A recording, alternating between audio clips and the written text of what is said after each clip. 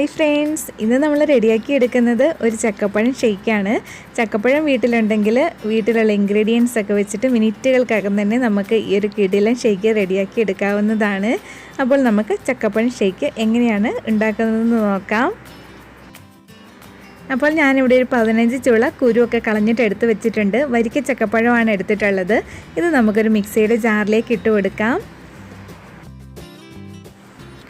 അങ്ങനെ ചക്കപ്പഴമൊക്കെ മിക്സിയുടെ ജാറിലേക്ക് ഇട്ട് കൊടുത്തിട്ടുണ്ട്. ഇനി നമ്മൾ ചേർത്ത് കൊടുക്കുന്നത് പഞ്ചസാരയാണ്. ഞാനിവിടെ ഒരു 6 ടേബിൾ സ്പൂൺ അളവിലാണ് പഞ്ചസാര ചേർത്ത് കൊടുക്കുന്നത്.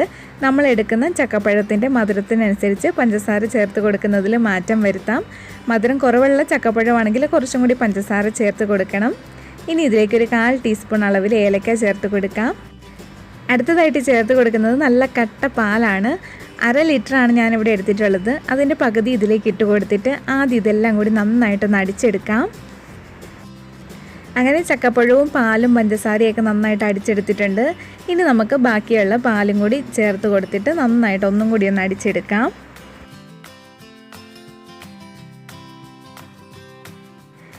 അങ്ങനെ നമ്മുടെ ടേസ്റ്റി ആയിട്ടുള്ള കിടിലൻ ചക്കപ്പഴം ഷേക്ക് ഇവിടെ റെഡി ആയിട്ടുണ്ട്. ഇത് നമുക്കൊരു ഗ്ലാസ്സിലേക്ക് ഒഴിച്ചു കൊടുക്കാം. ഈ ഒരു ചക്കപ്പഴം ഷേക്ക് വീട്ടിലെല്ലാവരും ഒന്ന് ഉണ്ടാക്കി നോക്കണം. നല്ല ടേസ്റ്റി ആയിട്ടുള്ളൊരു ഷേക്കാണ്.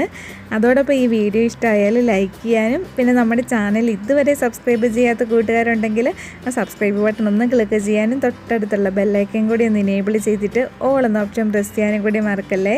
എന്നാൽ മാത്രമേ ഞാൻ വീഡിയോസ് അപ്ലോഡ് ചെയ്യുമ്പോൾ നിങ്ങളുടെ ഫോണിൽ കറക്റ്റായിട്ട് നോട്ടിഫിക്കേഷൻ കിട്ടുള്ളൂ. അതോടൊപ്പം ഈ വീഡിയോ എല്ലാവർക്കും ഒന്ന് ഷെയർ ചെയ്ത് കൊടുക്കാനും കൂടി മറക്കരുത് കേട്ടോ. വേറൊരു റെസിപ്പി ആയിട്ട് നമുക്ക് വീണ്ടും കാണാം. Thank you for watching.